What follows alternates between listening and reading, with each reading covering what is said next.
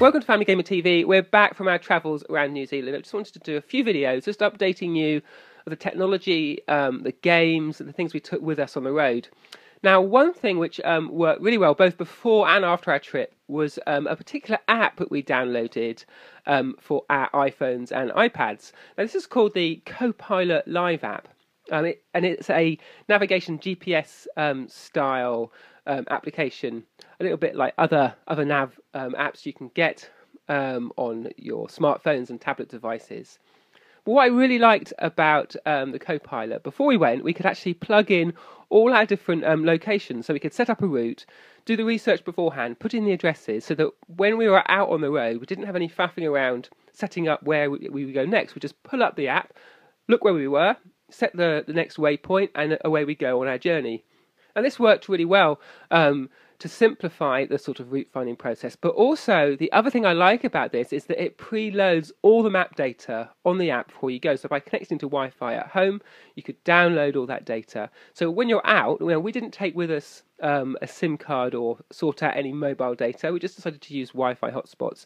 But obviously, when you're in the car or traveling or walking, you can't access that data because it's so expensive when you're in another country.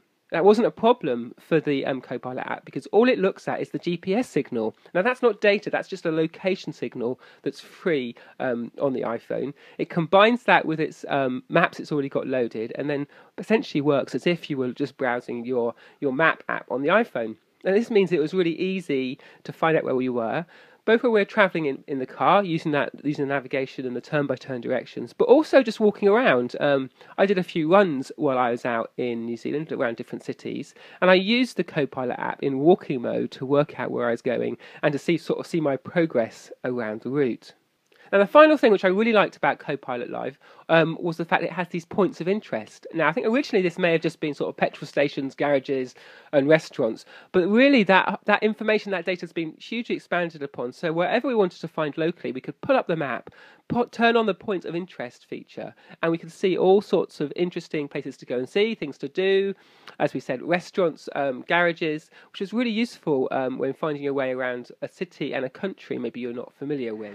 So it's very useful this because even though we can't get on the Wi-Fi, we can still look up some of the places that we need to go to. Like there's a supermarket there, not the little apple.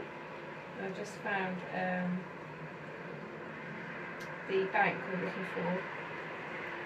So very handy. Oh look, what's that? Tourist card, I need that.